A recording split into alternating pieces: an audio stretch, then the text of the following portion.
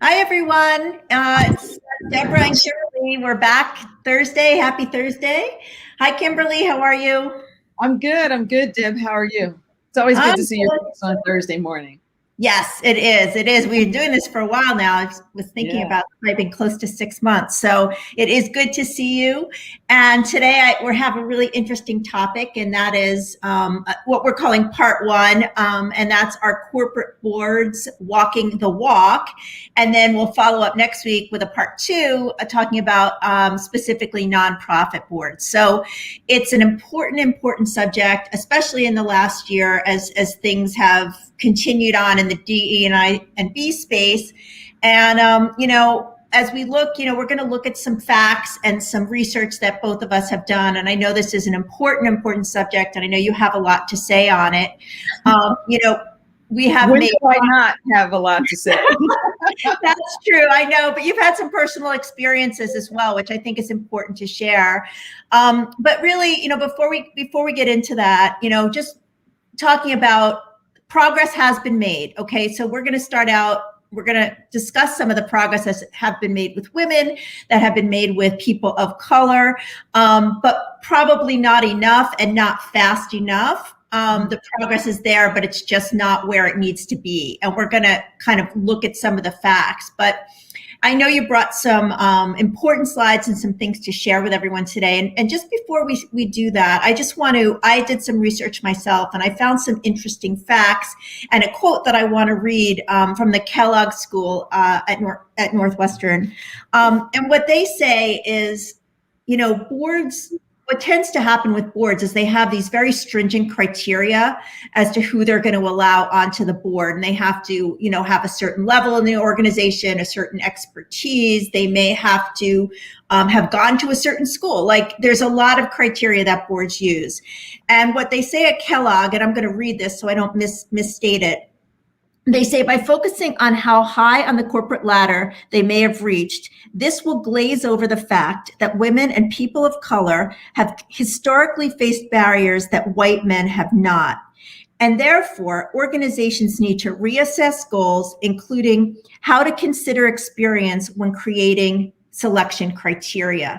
So, it's important because just the mere criteria itself will automatically exclude many women and people of color from the onset. So the playing field, you would talk about equity. The equity is already it's completely off. So that's one thing. And the other thing that I found as well, which I thought was interesting, that many people don't know, and they don't even know it when they're in the company themselves, is that a lot of companies will not allow people to sit on boards unless they are either the CEO or a direct report to the CEO.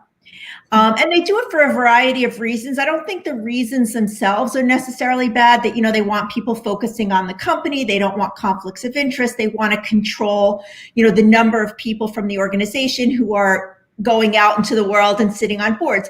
That itself as a fact probably doesn't make it bad. But the fact is that women and people of color so rarely rise to those levels. We've talked about this in the past. The percentages are low.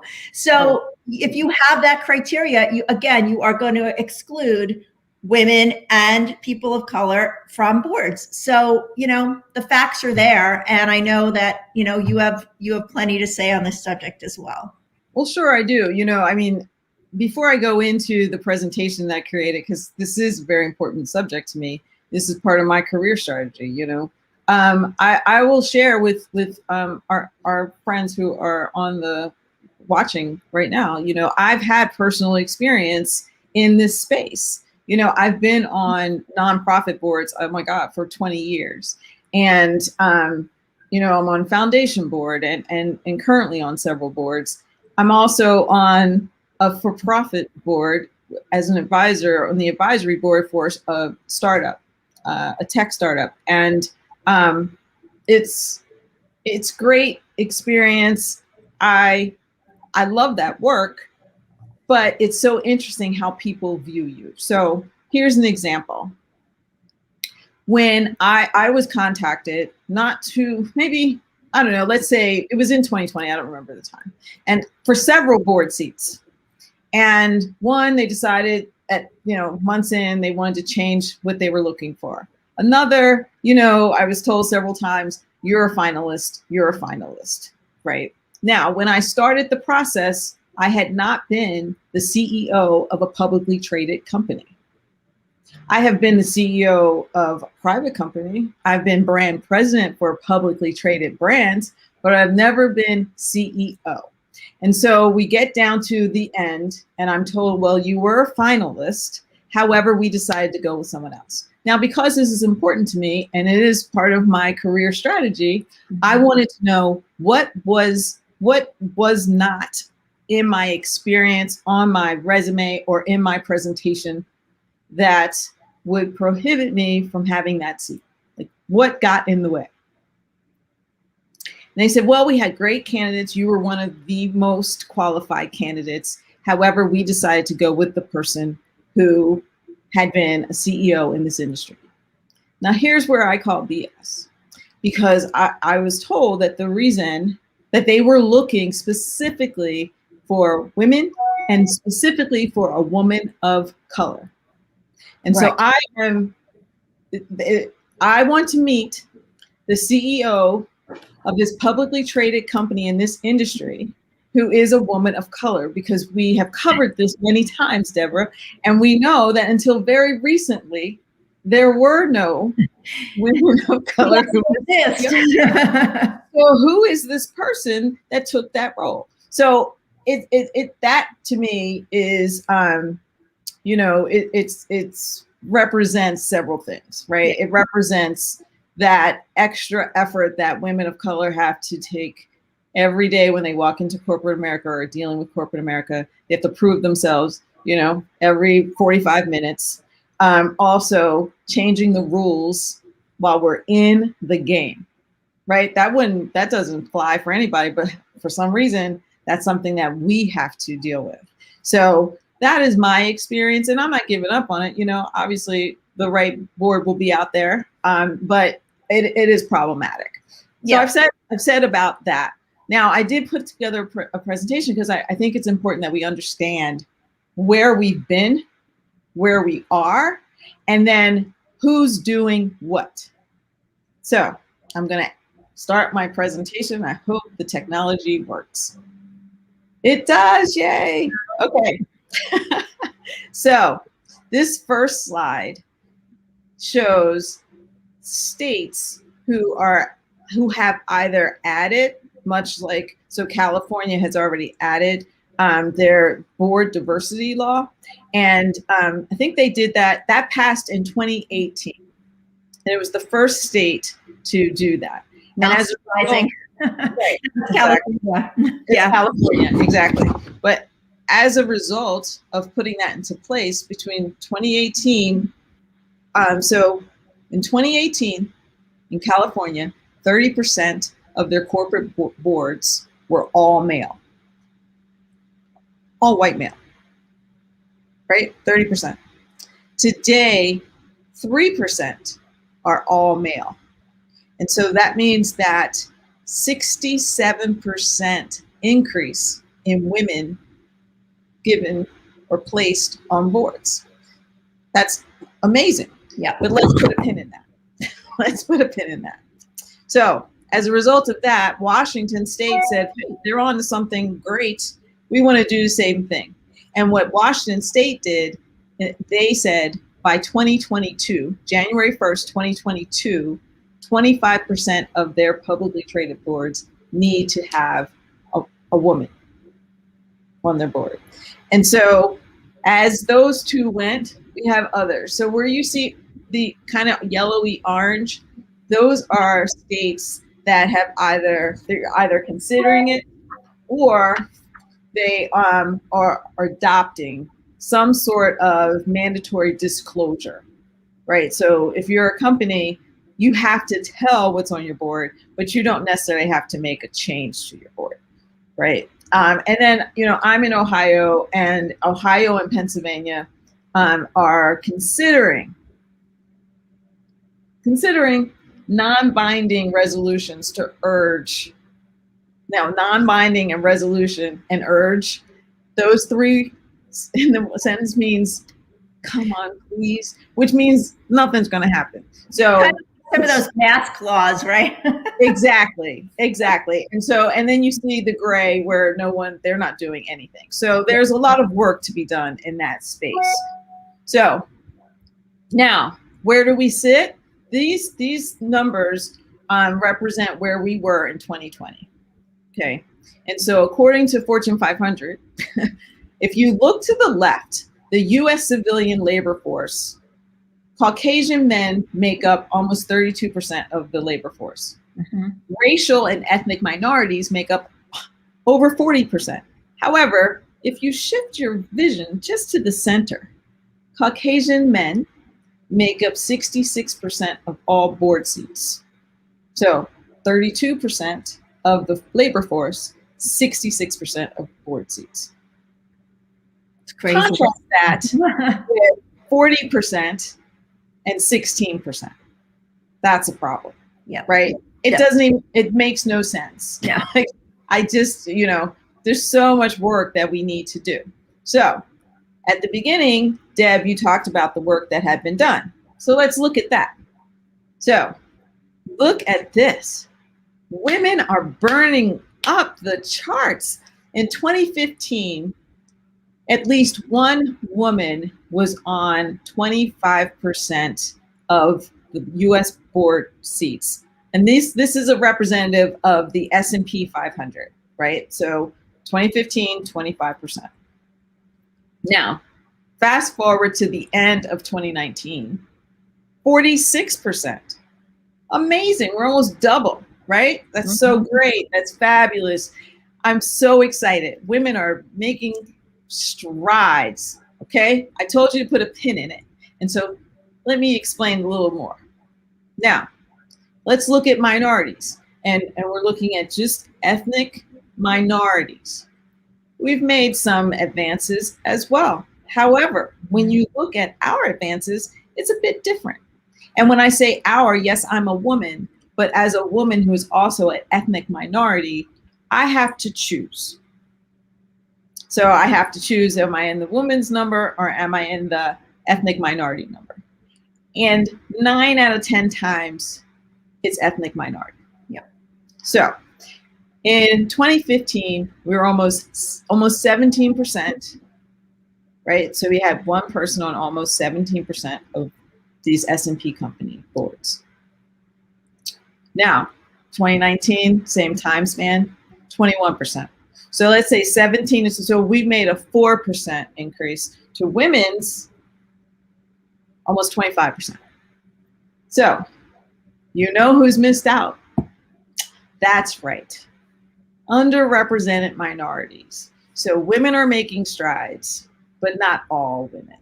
And so we've talked about this too. When there is gender parity, it does not always reflect everyone, and most times it doesn't.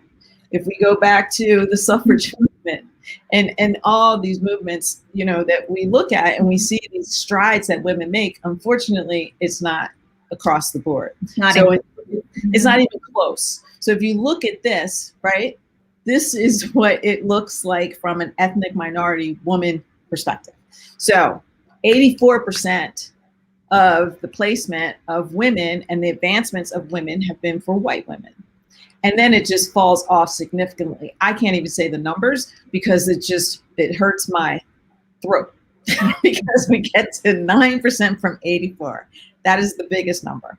And then we just fall off from there. So there is absolute work to be done. Absolute. Yep.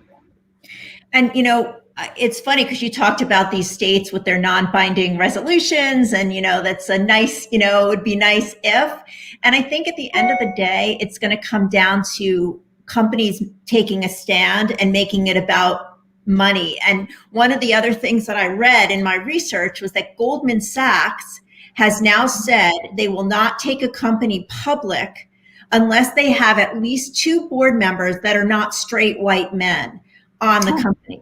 So that's a bottom line because it really does impact that company's ability to make money.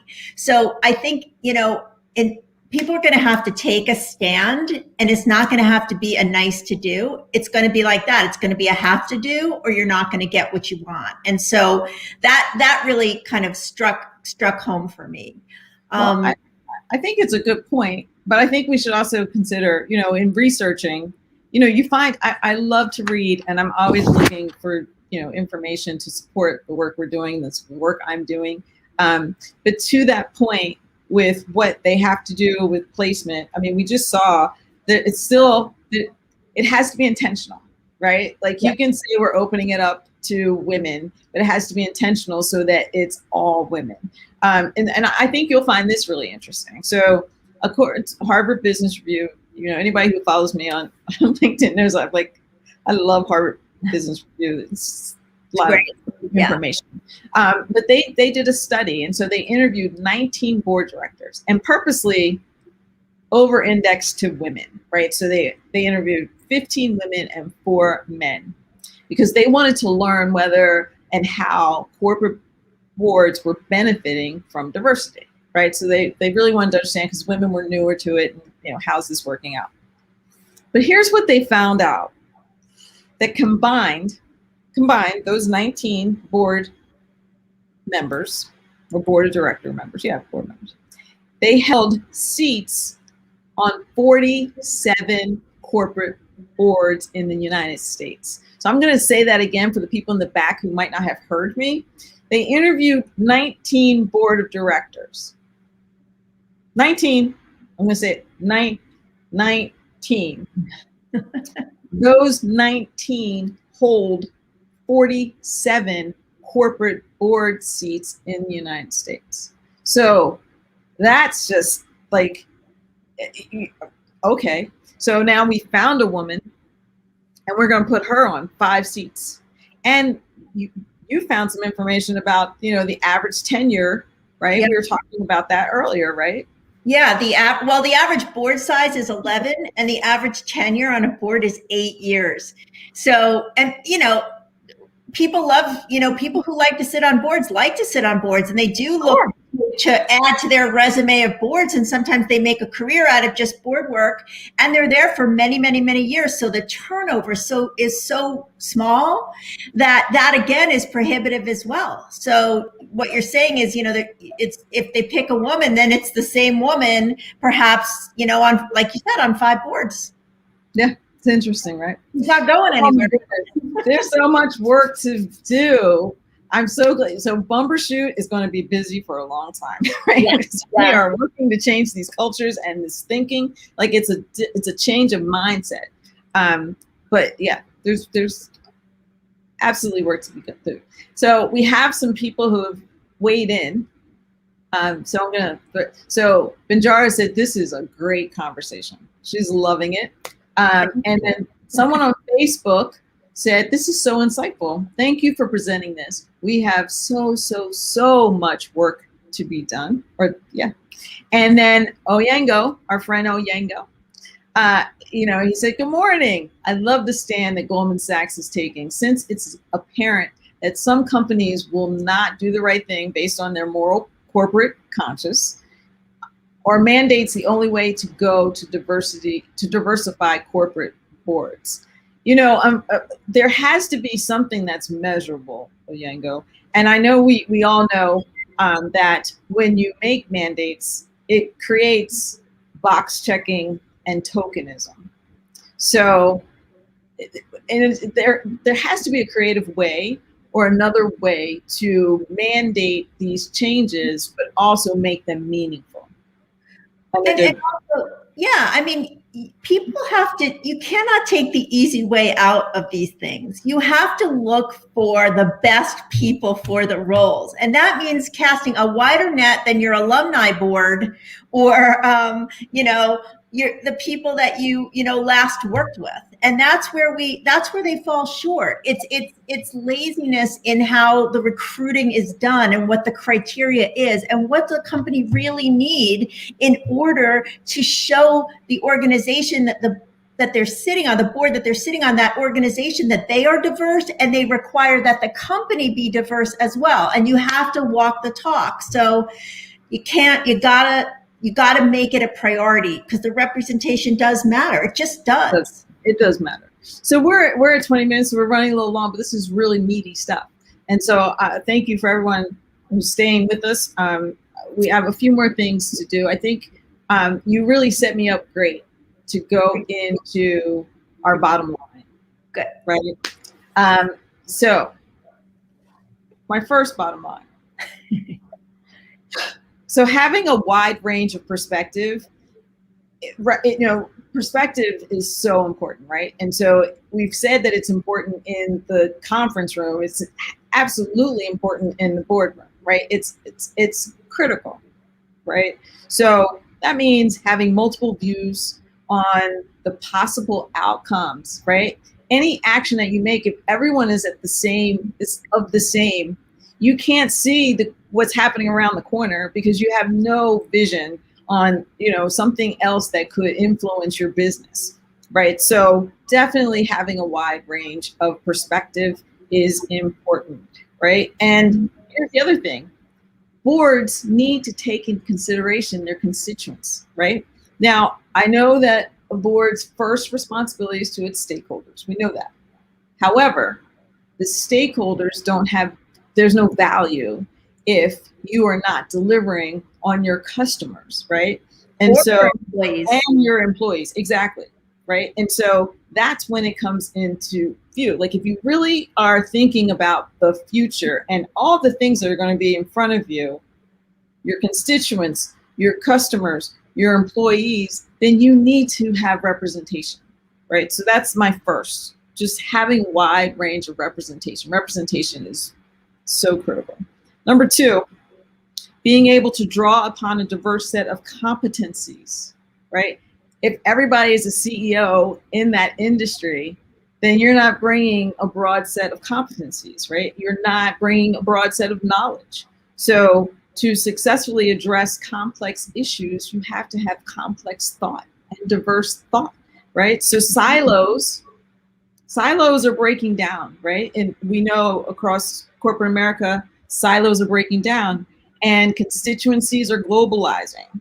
And the effects of technology are accelerating everything. And what risk does that bring? It comes in a very new way. You need new thinking. And a board also needs to constantly challenge itself to keep pace with changing dynamics of the company face. And sometimes that's with younger people. Sometimes that's with people from different walks of life.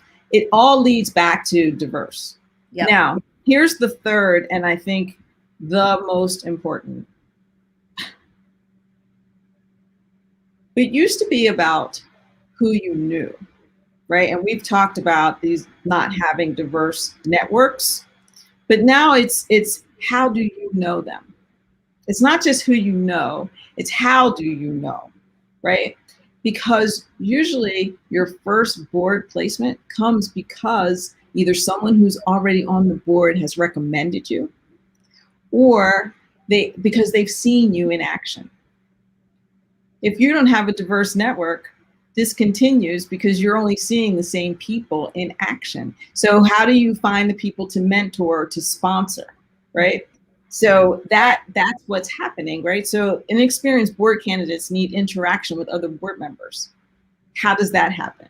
It goes back to the whole idea of how do you get hard skills if you don't have access to that job? Yeah. So those are my three really most important points. Yeah. Diverse networks and just reaching out. Yep.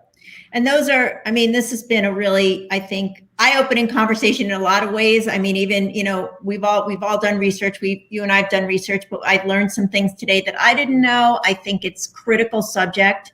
And so that's why next week, we're going to take it one step further and we're going to go kind of dive a little deeper into nonprofit boards. They have other things, other issues that, we can talk about in terms of what their criteria is and how they've kind of evolved over time or not evolved over time, whatever the case may be. So I think we're good for today. We're going to jump for a few minutes into Clubhouse. If anybody wants to join us, we will be there shortly. And otherwise, thanks, and we'll see you next week. Yeah, thank you. And thank you everyone who came out and you're continue this conversation. There's some great comments here on LinkedIn. So you guys continue, and I'll jump in later, but join us on Clubhouse. We'll see you and have a wonderful Thursday. Thank you. Bye-bye. See you next week.